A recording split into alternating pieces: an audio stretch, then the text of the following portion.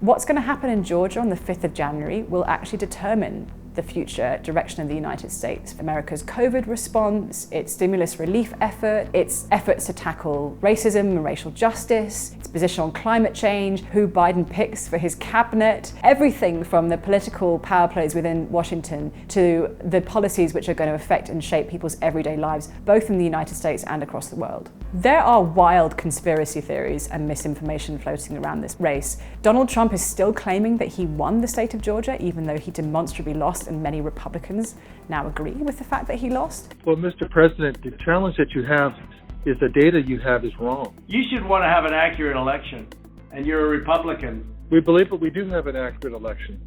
No, you don't. No, you don't. You don't have, not even close. Regardless of which way this race goes, there's been real damage done to the idea that voting matters, that your vote counts. I just want to find 11,780 votes, which is one more than we have, because we won the state. So tell me, Brad, what are we going to do? We won the election, and it's not fair to take it away from us like this. President Trump's continued refusal to accept the results of the presidential election and the ways in which Republicans in states across the country are still denying the reality of the Democratic victory. And that's something we should all be concerned about, because yes, there are plenty of things wrong with the system. There are plenty of injustices. There are plenty of imperfections. But the idea that voting doesn't matter or that votes are somehow being stolen is deeply corrosive and dangerous in the longer term.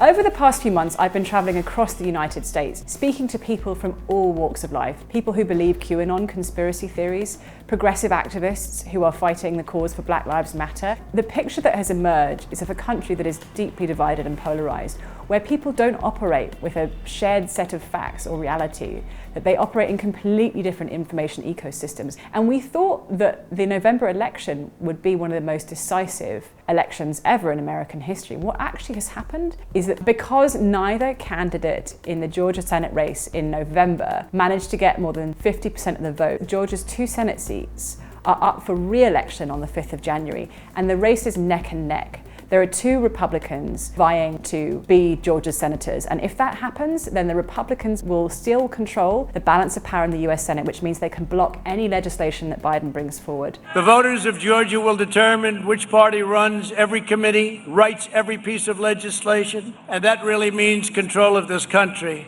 If the Democrats win, it means that Biden and the Democrats can work together to pass laws on the platform that Biden was elected on: coronavirus, racial justice, climate change, economic stimulus. So the future of the United States for the next few years really hangs in the balance in this key Senate race. Republicans typically win these types of runoff races, and in Georgia, they would certainly be expected to, but this is an unusual situation. There's an unprecedented amount of money piling on both sides of the race. And there has been a long-term mobilization effort in Georgia to get people of color, people from racial minorities, people with less socioeconomic advantage to come out and vote. And we saw this in November. Georgia voted for the first Democratic president it's voted for since 1992. Bill Clinton was the last Democratic president to win this state. The fact that Biden won it narrowly suggests that things are really changing on the ground in Georgia. The demographics are shifting and the political organization is shifting. So whichever way this race goes, it's really activated, inspired, and mobilized a new generation of organizers and activists and political leaders. And so it's going to be fascinating to see what effect that has on turnout, but also what happens next, where Georgia goes from here, and whether this can become a template for political organizing across the South. Another thing is that one of the Democratic candidates is a guy called Raphael Warnock, who is a pastor at Ebenezer Baptist Church, which is Martin Luther King's church. He would be the first ever black senator to be elected by Georgians. So there is something very, very special and different about this race.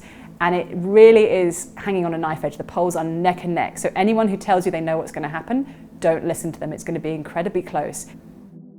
I'm going to be reporting from the ground. Follow me, Mary Fitz, on Twitter, and I'll be bringing you up-to-the-minute voices, noises, perspectives, insights from the ground during the final critical weeks of this race. Please support independent media. We need alternative voices in this debate. Open Democracy is one of them, and so is Double Down News. Please support Double Down News on Patreon.